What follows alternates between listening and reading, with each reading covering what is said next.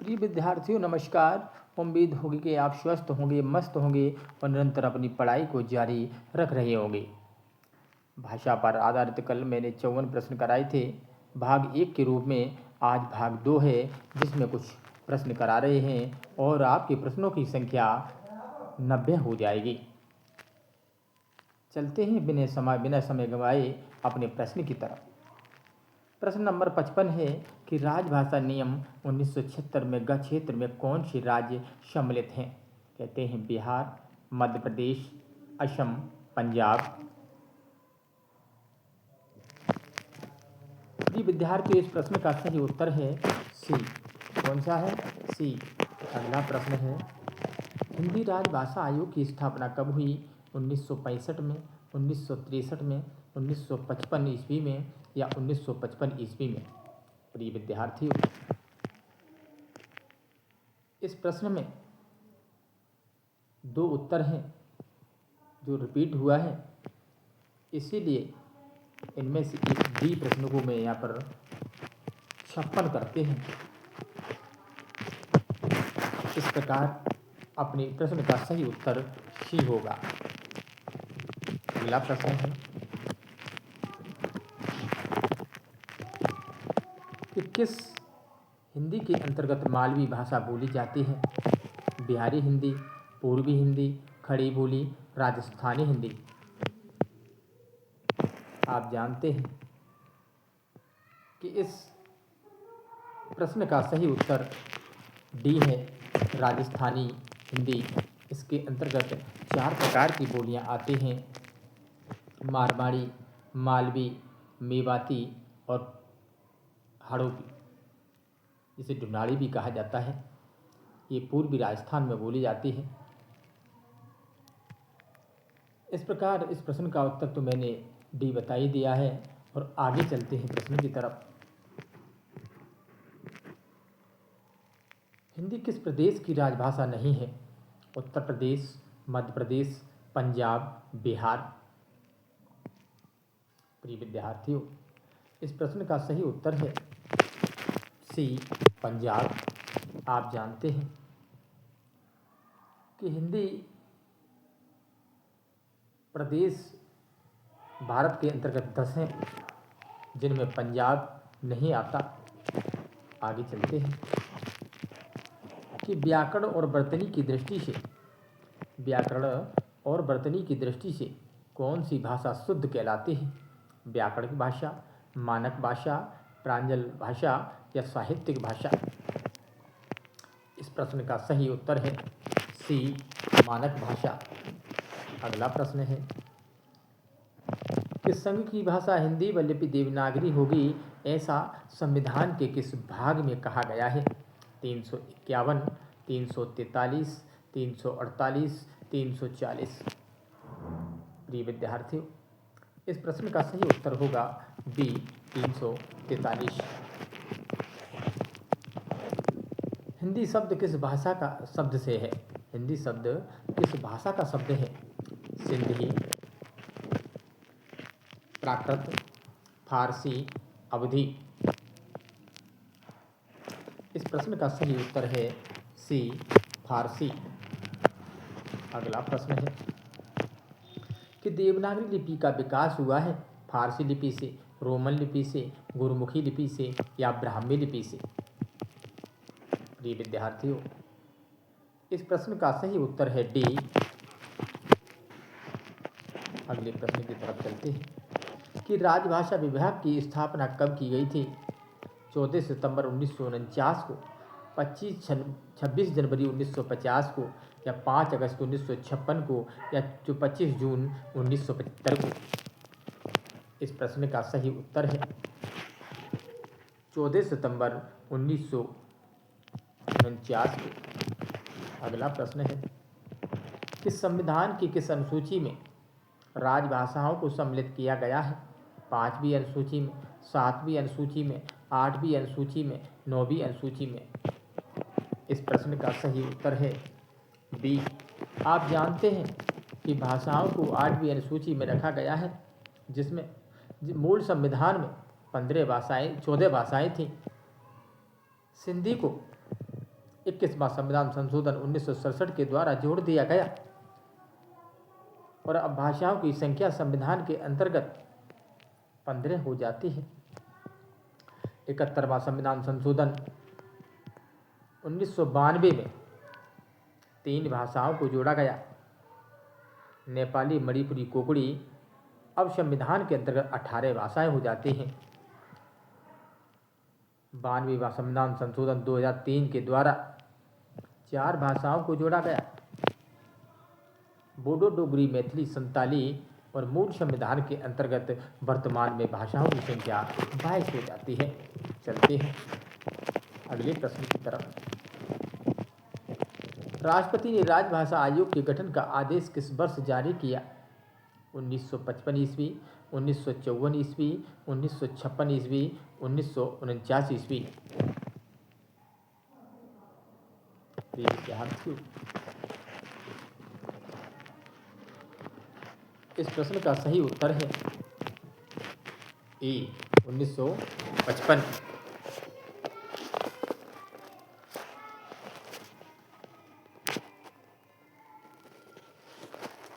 अगला प्रश्न है कि संविधान के किस अनुच्छेद के अंतर्गत संघ की राजभाषा हिंदी और लिपि देवनागरी घोषित की गई है? अनुच्छेद 342, अनुच्छेद 343(1), अनुच्छेद 344, अनुच्छेद 343(2). इस प्रश्न का सही उत्तर है बी 343(1) के अंतर्गत राजभाषा हिंदी को रखा गया है। आगे चलते हैं। किस क्रम में कथन असत्य हैं कि संविधान में 14 सितंबर 1950 को हिंदी को राजभाषा घोषित किया गया? हिंदी को राजभाषा के रूप में प्रयोग स्वतंत्रता के बाद ही प्रारंभ हुआ। संविधान के अनुच्छेद 348 एवं 349 में उच्चतम और उच्च न्यायालय की भाषा के बारे में प्रावधान है। संविधान के अनुच्छेद 345 का संबंध राज्य की राजभाषा अथवा राजभाषाओं से है। प्रिय विद्यार्थी, इस प्रश्न का सही उत्तर है ए, क्योंकि आप जानते हैं कि 14 सितंबर 1949 को हिंदी को राजभाषा घोषित किया गया, न कि 50 को। इसीलिए इस प्रश्न का सही उत्तर ए है। चलते हैं अगले प्रश्न की तरफ कि पूर्वी हिंदी का उद्भव किस अपभ्रंश से हुआ है? सौरसेनी, अर्धमागधी, कैकय या मगधी? प्रिय विद्यार्थी, पूर्वी हिंदी का विकास अर्धमागधी अपभ्रंश से हुआ है। आप जानते हैं कि पूर्वी हिंदी के अंतर्गत 3 बोलियां आती हैं, अवधी, बघेली और छत्तीसगढ़ी।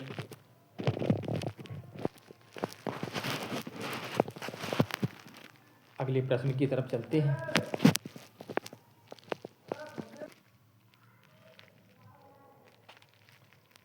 हिंदी को भारतीय संविधान में संघ की राजभाषा के रूप में कब मान्यता मिली? 14 सितंबर 1950, 26 जनवरी 1949, 14 सितंबर 1949 या 14 सितंबर 1948? प्रिय विद्यार्थियों, भाग 1 के अंतर्गत कल मैंने यही प्रश्न सबसे पहले रखा था। उसमें मैंने टिक तो सही जगह लगाया, लेकिन मुंह से मैंने 14 सितंबर 1950 बोला, इसलिए मैं माफ़ी चाहता हूँ। लेकिन आज इस प्रश्न को मैं सही करता हूँ और आगे भी भविष्य में आपसे कभी गलत नहीं होगा और मेरे से भी कभी गलत नहीं होगा, क्योंकि आज गहराई के साथ इस प्रश्न को कर रहे हैं। इस प्रश्न का सही उत्तर होगा 14 सितंबर 1949, जो उत्तर सी सही है। अगला प्रश्न है कि राजस्थान के राजकीय विभाग में केवल हिंदी भाषा और देवनाग की रबड़ की मोहरों का उपयोग कब अनिवार्य किया गया था? सन 1978 में, सन 1976 में, सन 1980 में, सन 1999 में? इस प्रश्न का सही उत्तर है 1976। अगले प्रश्न की तरफ चलते हैं कि संविधान निर्मात्री सभा ने हिंदी को भारत गणराज्य की राजभाषा घोषित करने वाली धारा को अनुमोदन कब किया? 14 सितंबर 1947, 14 सितंबर 1949, 14 सितंबर 1951, 14 सितंबर 1956। प्रिय विद्यार्थियों, इस प्रश्न का सही उत्तर है 14 सितंबर 1949, जो उत्तर बी के अंतर्गत दिखाई दे रहा है। आगे चलते हैं कि प्रशासनिक कार्यों में हिंदी भाषा के प्रयोग को अनिवार्य करने के लिए राजस्थान राजभाषा अधिनियम कब पारित किया गया था? सन 1965 में, सन 1970 में, सन 1967 में, सन 1956 में। इस प्रश्न का सही उत्तर है डी 1956। अगले प्रश्न की तरफ चलते हैं बिना समय गवाए। सही क्रम बताइए। वैदिक संस्कृत, लौकिक संस्कृत, पाली, प्राकृत।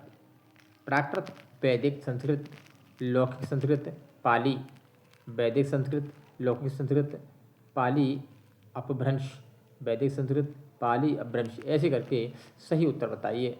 प्रिय विद्यार्थियों, इस प्रश्न का सही उत्तर है ए वैदिक संस्कृत। लौकिक संस्कृत, जो वर्तमान में संस्कृत चलती है उसे ही लौकिक संस्कृत के नाम से जाना जाता था। उसके बाद पाली, प्राकृत, अपभ्रंश, अभट्ट और पुरानी हिंदी को इसी प्रकार नजरों से देखते हैं। चलते हैं अगले प्रश्न की तरफ कि मानक हिंदी का आधार कौन सी बोली है? कनौजी, खड़ी बोली, अवधी, ब्रजभाषा। प्रिय विद्यार्थियों, इस प्रश्न का सही उत्तर है बी, जो गाजियाबाद के अंतर्गत बोली जाती है। अगला प्रश्न है कि भारतीय संविधान की 8वीं अनुसूची में शामिल भाषाओं की संख्या है 14, 15, 18, 22।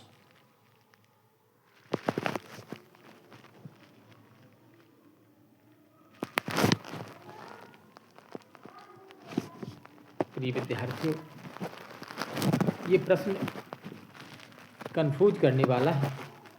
आपको कंफ्यूज नहीं होना है। इसमें लिखा है कि भारतीय संविधान की 8वीं अनुसूची में शामिल भाषाओं की संख्या है, तो आप भूल करके 14 मत कर देना, क्योंकि जब 14 का उत्तर पूछा जाएगा, प्रश्न पूछा जाएगा, तो उसमें ध्यान रखना मूल अवश्य लिखा होगा। तो इसीलिए इस प्रश्न का सही उत्तर हमें और आपको मिलकर के 22 करना चाहिए। चलते हैं अगले प्रश्न की तरफ कि छत्तीसगढ़ी किस उपभाषा की बोली है? पश्चिमी हिंदी, पहाड़ी, मेवाती, पूर्वी। प्रिय विद्यार्थियों, इस प्रश्न का सही उत्तर है डी, पूर्वी हिंदी के अंतर्गत 3 भाषाएं बोलियां आती हैं, अवधी, बघेली और छत्तीसगढ़ी। ब्रजभाषा किस अपभ्रंश से विकसित है? शौरसेनी, मागधी, अर्धशौरसेनी, पहाड़ी। इस प्रश्न का सही उत्तर है ए, शौरसेनी। इसके अंतर्गत 5 बोलियां आती हैं, जिनमें एक ब्रजभाषा भी आती है, जिसका केंद्र मथुरा माना गया है। चलते हैं अगले प्रश्न की तरफ। संविधान के अनुच्छेद 351 में किस विषय का वर्णन है? संघ की राष्ट्रभाषा, उच्च न्यायालय की भाषा, हिंदी के विकास के लिए निर्देश, पत्राचार की भाषा।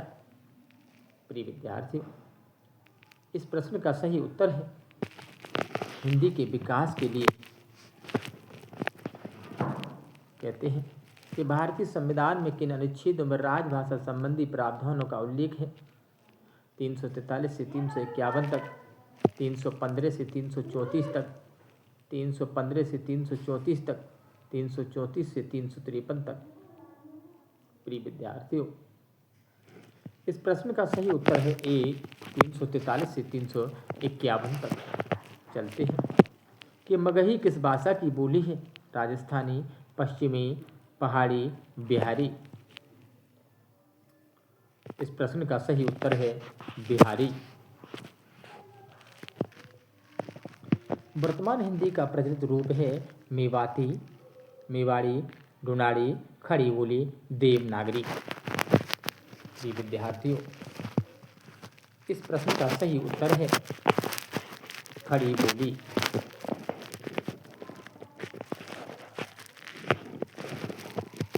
अवधि किस उपभाषा वर्ग की बोली है? अवधि किस उपभाषा वर्ग की बोली है? पश्चिमी हिंदी, पूर्वी हिंदी, बिहारी हिंदी, राजस्थानी हिंदी। प्रिय विद्यार्थियों, इस प्रश्न का सही उत्तर है बी। पूर्वी हिंदी के अंतर्गत 3 बोलियां आती हैं, अवधी, बघेली और छत्तीसगढ़ी। अगला प्रश्न है कि छत्तीसगढ़ी बोली हिंदी के किस उपभाषा वर्ग के अंतर्गत आती है? पश्चिमी हिंदी, पूर्वी हिंदी, बिहारी, पहाड़ी।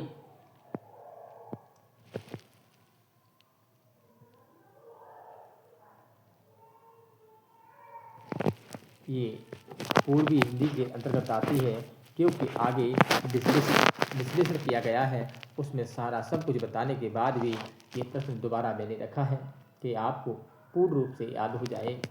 चलते हैं अगले प्रश्न की तरफ।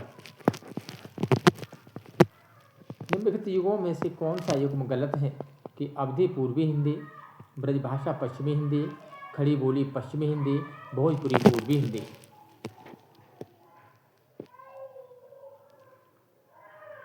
इस प्रश्न का सही उत्तर है डी। भोजपुरी मगही बोली के अंतर्गत आती है। चलते हैं अगले प्रश्न की तरफ कि देवनागरी लिपि की विशेषता नहीं है। वर्णमाला का वर्गीकरण, ध्वनि के अनुरूप लिपि चिन्ह, एक ध्वनि के लिए एकाधिक लिपि चिन्ह या लिपि चिन्हों की पर्याप्तता। प्रिय विद्यार्थियों, इस प्रश्न का सही उत्तर है सी। एक ध्वनि के लिए एकाधिक लिपि चिन्ह। अगले प्रश्न की तरफ चलते हैं। देवनागरी लिपि से संबंधित है शारदा लिपि, खरोष्ठी लिपि, चित्रलिपि या कुटिल लिपि। इस प्रश्न का सही उत्तर है डी, कुटिल लिपि। विद्यार्थियों, अगले प्रश्न की तरफ चलते हैं कि उत्तर प्रदेश सरकार द्वारा 1947 ईस्वी में गठित देवनागरी लिपि सुधार समिति के अध्यक्ष कौन थे? विजय खैर, आचार्य माधव प्रसाद मिश्र, आचार्य नरेंद्र देव या M.G. रानडे। प्रिय विद्यार्थियों, इस प्रश्न का सही उत्तर है आचार्य नरेंद्र देव। अगले प्रश्न की बारी है कि पूर्वी हिंदी की बोली नहीं है। अवधी, बघेली, छत्तीसगढ़ी तो मैंने आपको बता दिया, परंतु ब्रजभाषा सौर सेनी अपभ्रंश के अंतर्गत आती है, इसीलिए इस प्रश्न का सही उत्तर है बी। चलते हैं अगले प्रश्न की तरफ। प्रारंभ में डिंगल नाम किस बोली के लिए उपयुक्त होता था? खड़ी बोली, मारवाड़ी, ब्रजभाषा, अवधी। विद्यार्थी, इस प्रश्न का सही उत्तर है सी, ब्रजभाषा। क्या है? ब्रज भाषा।